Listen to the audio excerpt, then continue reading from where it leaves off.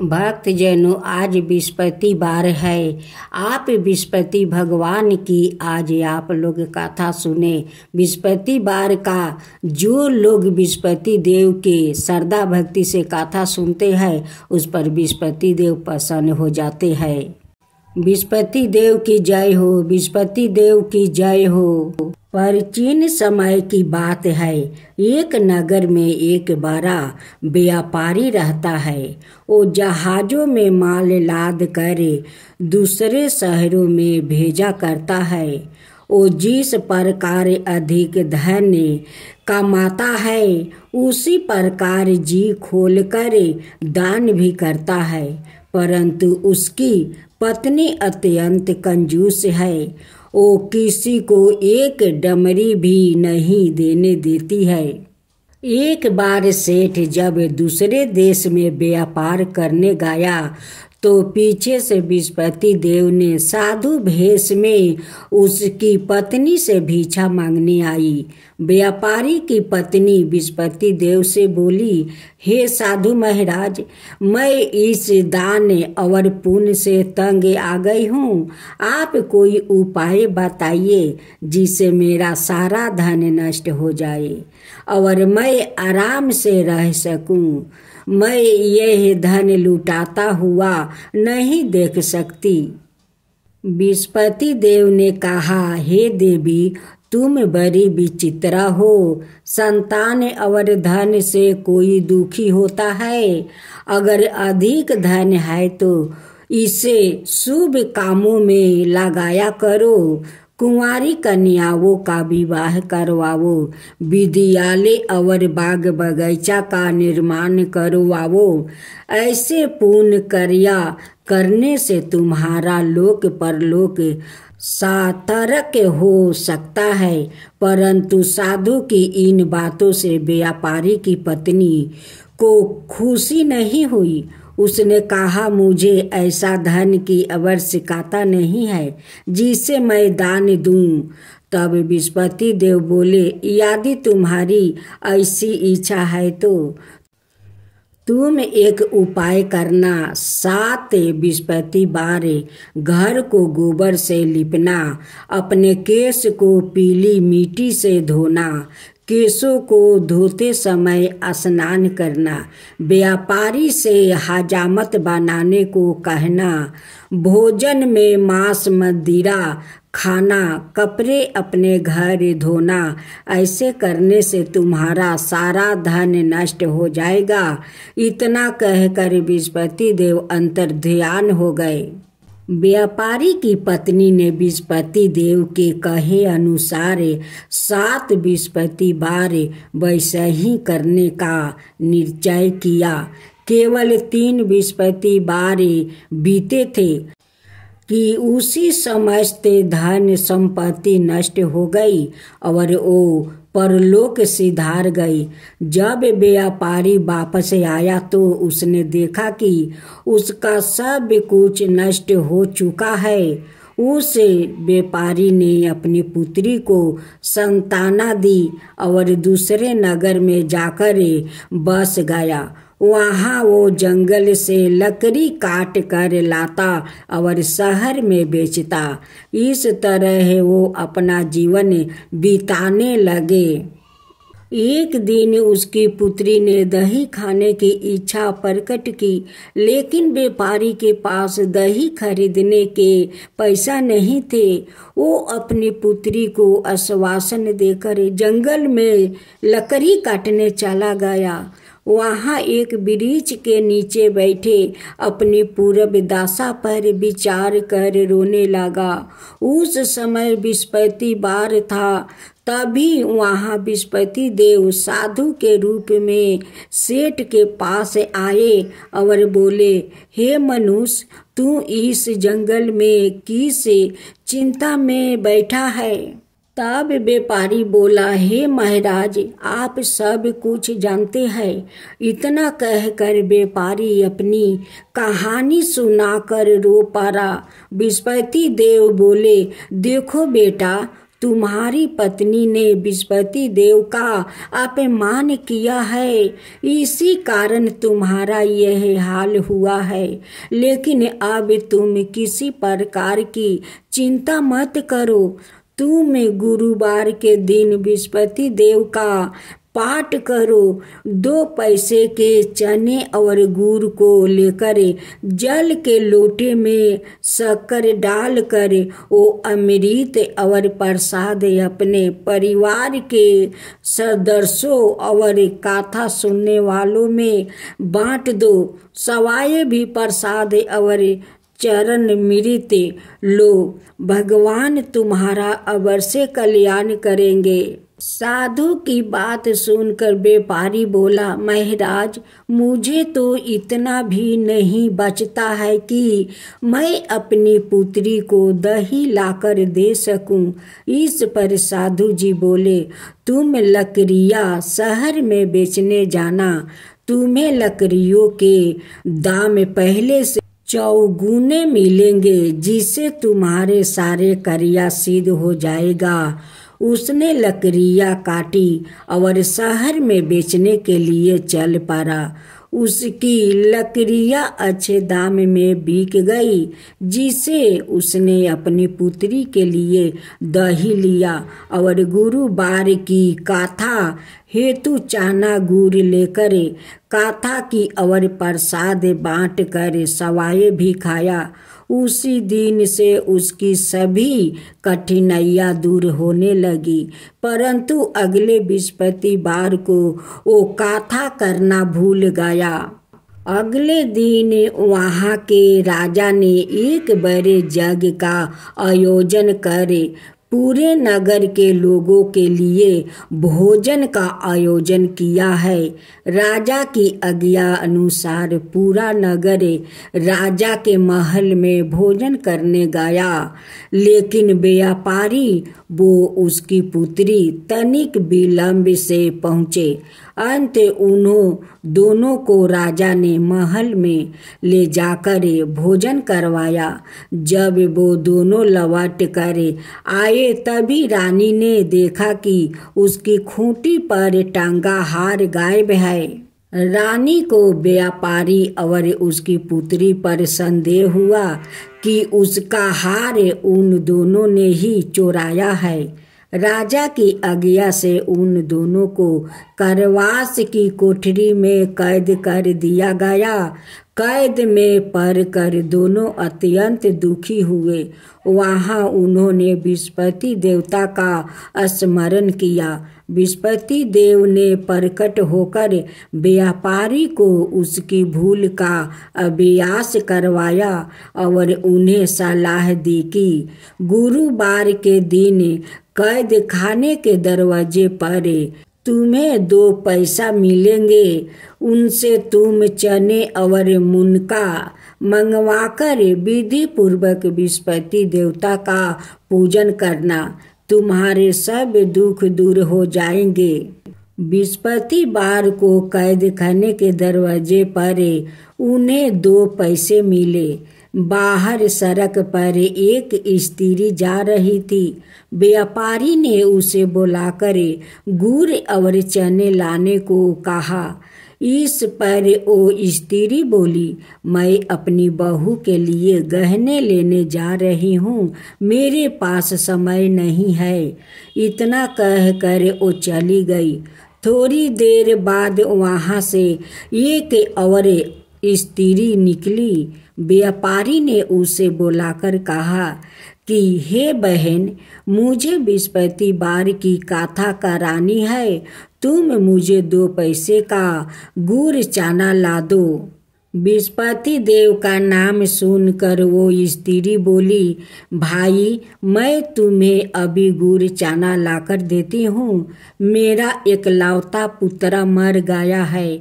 मैं उनके लिए कफन लेने जा रही थी, लेकिन मैं पहले तुम्हारा काम करूँगी, उसके बाद अपने पुत्र के लिए कफन लाऊंगी। वो स्त्री बाजार से व्यापारी के लिए गुड़ चना ले आई और सवाए भी बृहस्पति देव की कथा सुनी। कथा के समाप्त होने पर वो स्त्री कफन लेकर अपने घर गई। घर पर लोग उसके पुत्रा की लाश को राम नाम सत्य है कहते हुए शमशान ले जाने की तैयारी कर रहे थे। स्त्री बोली, मुझे अपने बेटे का मुख देख लेने दो। अपने पुत्रा का मुख देख कर उस स्त्री ने उसके मुंह में प्रसाद और चरणामृत डाल दिया। प्रसाद और चरणामृत के प्रभाव से वो पुनर्जीवित हो गया।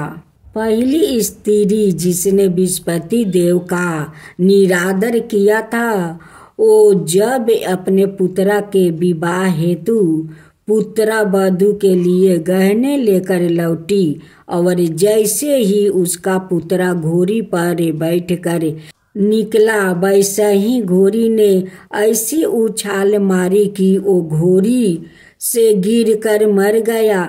यह देख स्त्री रो रो कर बृहस्पति देव से क्षमा याचना करने लगी। उस स्त्री की मिनती से बृहस्पति देव साधु भेष में वहां पहुंचकर कहने लगे, देवी तुम्हें अधिक विलाप करने की आवश्यकता नहीं है। यह बृहस्पति देव का अनादर करने का कारण हुआ है। तुम वापस जाकर मेरे भक्त से क्षमा मांगकर कथा सुनो, तब ही तुम्हारी मनोकामना पूरी होगी। जेल में जाकर उस स्त्री ने व्यापारी से माफी मांगी और कथा सुनी। कथा के उपरांत वो प्रसाद और चरणामृत लेकर अपने घर वापस गई। घर आकर उसने चरणामृत अपने मृत्यु पुत्रा के मुख में डाली। चरणामृत के प्रभाव से उसका पुत्र भी जीवित हो उठा। उसी रात बृहस्पति देव राजा के सपने में आया और बोले, हे राजन, तुम जिस व्यापारी और उसके पुत्री को जेल में कैद कर रखा है वो बिल्कुल निर्दोष है। तुम्हारी रानी का हार वही खूंटी पर टांगा है। दिन निकला तो राजा रानी ने हार खूंटी पर लटका हुआ देख कर राजा ने उस व्यापारी और उसकी पुत्री को रिहा कर दिया और उन्हें आधे राज्य देकर उसकी पुत्री का विवाह ऊंचे कुल में करवाकर दहेज में हीरे जवाहरात दिया। ओ माँ लक्ष्मी की जय हो। माँ लक्ष्मी की व्रत पूजा विधि। सबसे पहले एक चौकी पर माँ लक्ष्मी और भगवान गणेश की मूर्ति की स्थापना करे। ध्यान रखे कि मूर्ति का मुख पूर्व या पश्चिम दिशा में रखे। इसके बाद थोड़ा सा चावल डालकर लक्ष्मी जी के पास कलश की स्थापना करे। कलश के ऊपर एक नारियल में कपड़ा बांध कर रखे। इसके बाद गणेश जी के और चावल की 16 डेरिया बनाए या 16 मातृका की प्रतीक है। 9 ग्रह और 16 मृतका के बीच अवस्थित का चिन्ह बनाए। साथ ही 11 दीपक, खील, बतासे, मिठाई, वस्तु, आभूषण, चंदन का लेप, सुंदर कुमकुम, सुपारी, पान, फूल, दूभा, चावल, लवंग, इलायची, केसर, कपूर, हल्दी, दूब, अगरबत्ती। इसके बाद विधि विधान के साथ पूजन करे। सबसे पहले कथा का पाठ करे। अंत में भगवान गणेश और माँ लक्ष्मी की आरती करे। एक गांव में एक ब्राह्मणी रहती थी। वो दिन प्रतिदिन भगवान विष्णु की आराधना करती थी। भगवान विष्णु उसकी भक्ति से बहुत प्रसन्न हुए और उन्हें अपनी प्रिया भक्त को दर्शन दिया। साथ ही ब्राह्मणी ने कहा कि तुमने जो वरदान मांगना है तू मांग सकते हो। जब ब्राह्मणी ने इच्छा जाहिर करते हुए कहा कि वो चाहती है कि उसके घर में माँ लक्ष्मी का वास हो जाए, इसके बाद भगवान विष्णु ने उस ब्राह्मणी को अपने घर में माँ लक्ष्मी को बुलाने की तरीका बताया। भगवान विष्णु ने बताया कि तुम्हारे घर में कुछ ही दूरी पर जो मंदिर है वहाँ एक स्त्री आती है और वहाँ आकर उपले थापती है, तो तुम्हें उसे अपने घर आने का निमंत्रण देना होगा, वो ही माँ लक्ष्मी है। ब्राह्मणी ने भगवान विष्णु के कहे अनुसार ही किया। ब्राह्मणी ने उस स्त्री को अपने घर आने का निमंत्रण दिया। तब माँ लक्ष्मी ने उस ब्राह्मणी से कहा कि वो 16 दिन के लिए माँ लक्ष्मी की पूजा करे। माँ लक्ष्मी के कहे अनुसार ब्राह्मणी ने 16 दिन तक माँ लक्ष्मी की उपासना की। माँ लक्ष्मी ने फिर उस ब्राह्मणी को आशीर्वाद दिया और उसके घर में निवास किया। तभी से जो व्याकृत चैत्र महीने के माँ लक्ष्मी की इन 16 दिन तक उपासना करता है, माँ लक्ष्मी उसे प्रसन्न होकर उसे सुख समृद्धि का आशीर्वाद देती है। ओम जय लक्ष्मी माता, मैया जय लक्ष्मी माता, तुमको निस दिन सेवते हरि विष्णु दाता। ओम लक्ष्मी माता उमा राम ब्राह्मणी, तुम ही हो जग माता। सूर्य चंद्रमान धावते नारद ऋषि गाता। ओम जय लक्ष्मी माता। दुर्गा रूप निरंजनी, सुखी सनपति दाता। जो कोई तुमको धावते ऋषि रिधि सिद्धि धन पाता। ओम जय लक्ष्मी माता। तुम्हें पाताल निवासिनी, तुम्हें ही सुविदाता। करम प्रभाव पारकाशिनी, भाव निधि की ताराता। ओम जय लक्ष्मी माता। जिस घर में तुम रहती सब सद्गुण आता। सब संभव हो जाता, मन नहीं घबराता। ओम जय लक्ष्मी माता। तुम बिना ज्ञान न हो बेबस्तर ना कोई पाता। खाने पाने का भाव सब तुमसे ही आता। ओम जय लक्ष्मी माता। शुभ गुण मंदिर सुंदर चिरदानी जाता। रतन चतुर्दर्शन तुम बिना कोई नहीं पाता। ओम जय लक्ष्मी माता। श्री लक्ष्मी जी की आरती जो कोई जन गाता। उरे आनंद समाता, पाप उतर जाता। ओम जय लक्ष्मी माता। मैया जय लक्ष्मी